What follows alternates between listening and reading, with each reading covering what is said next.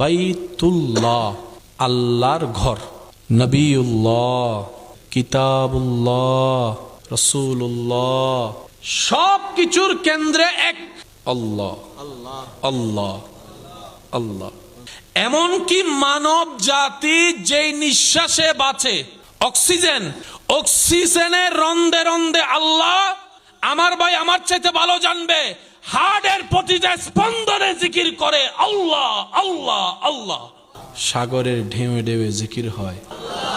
মাছ কখনো পানি খাইতে দেখলে একটু দেখবেন, তার খাওয়ার ধরনটাই যদি একটু দেখেন, দেখবেন যে তার মুখটা ওইভাবে লড়ে যেভাবে জানে আল্লাহ আল্লাহ আল্লাহ আল্লাহ আল্লাহ।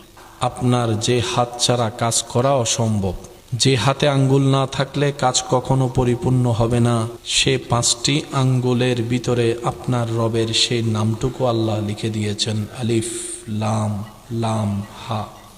বামে তাকান, সামনে তাকান, পিছনে তাকান, নিজের দিকে তাকান, ভিতরে তাকান, পাহাড়ের দিকে, সাগরের ভিতরে, পাখির গুঞ্জনে, মেঘের স্পন্দনে, সূর্যের উঠা, সূর্যের ডুবা, চন্দ্রের চমক, আমের স্বাদ, দানের রৌনক, সর্বদিকে আল্লাহ আল্লাহ।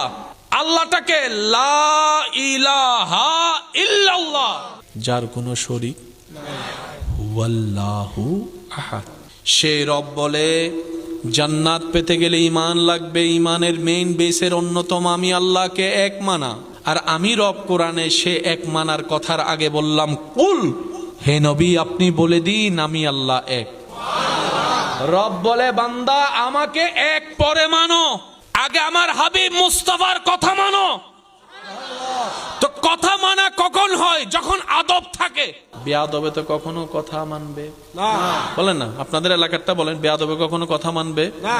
বেয়াদবের ডানে যাইতে কইলে বলেন বলেন বলেন, বামে যাইতে বললে কথা মানা কখন হয়? যখন থাকবে আদব। কথা মানা কখন হয়? যখন থাকবে শ্রদ্ধা। কথা মানা কখন হয়? যখন থাকবে প্রেম। কথা মানা কখন হয়? যখন থাকবে মোহাব্বত। এই 4টা জিনিস থাকলেই মানাটা হয়। রব বলে হুয়াল্লাহু আহাদ মানো, কুল আমার নবীর কথা ধরে মানো, আমার নবীর প্রতি 4টা জিনিস রাখিও, আদবটা রাখিও, মোহাব্বতটা রাখিও। যখন এই 4টা জিনিস তোমার ভিতরে থাকবে, তখন আমার নবী যখন বলবে কুলু লা ইলাহা ইল্লাল্লাহ তুফলিহুন, তখন তোমার মানা হয়ে যাবে। আমি রবকে না দেখেই চোখ বন্ধ করে এক বিশ্বাস করে ফেলবো।